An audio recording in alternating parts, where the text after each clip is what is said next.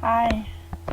One of my favorite books in the Book of Mormon is Third Nephi, as that is when Jesus Christ appeared in ancient America soon after his resurrection. And in chapter 11, the Father testifies of his beloved Son. Christ appears and proclaims his atonement.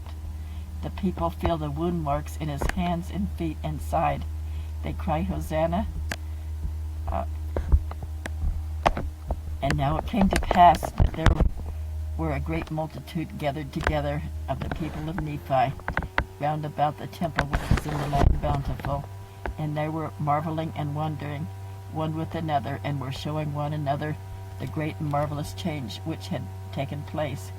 And they were also conversing about this Jesus Christ, of whom the sign had been given concerning his death. And it came to pass, while they were thus conversing one with another, they heard a voice as if it came out of heaven, and they cast their eyes round about, for they understood not the voice which they heard. And it was not a harsh voice, neither was it a loud voice. Nevertheless, and notwithstanding it being a small voice, it did pierce them that they did hear to the center, inasmuch that there was no part of their frame that did not cause to quake. Yea, it did pierce them to the very soul, and did cause their hearts to burn. And it came to pass that again they heard the voice, and they understood it not. And again the third time they did hear the voice, and did open their ears to hear it. And their eyes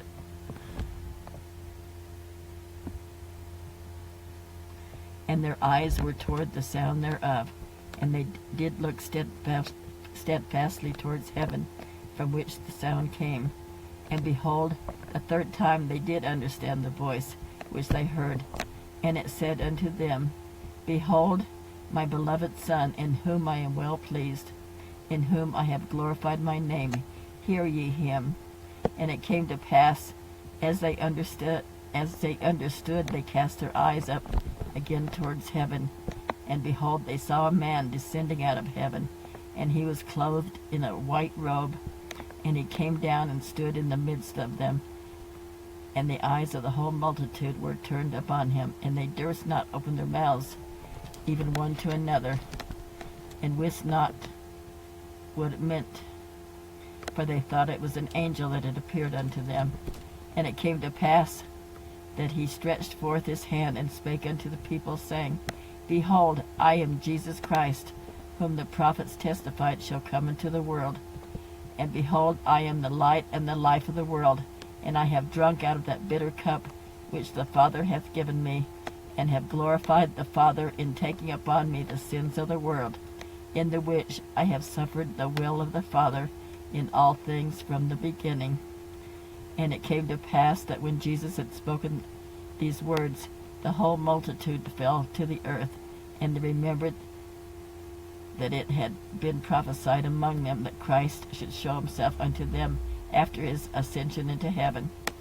And it came to pass that the Lord spake unto them, saying, Arise and come forth unto me, that ye may thrust your hands into my side, and also that ye may feel the prints of the nails in my hands and in my feet, that ye may know that I am the God of Israel, and the God of the whole earth, and have been slain for the sins of the world.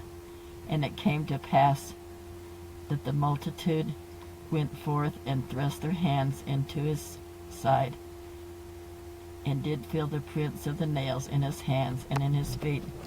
And this they did do, going forth one by one, until they had all gone forth, and did see with their eyes, and did feel with their hands, and did know of a surety, and did bear record that it was he of whom it was written by the prophets that should come.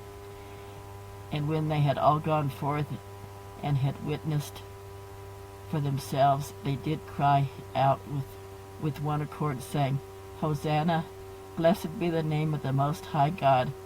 And they did fall down at the feet of Jesus, and did worship him. And after he taught the Nephites, he also said there were other sheep that he must go and teach. including the lost tribes of Israel who were not lost into the Father, and also others that the Jew and Gentiles know nothing of.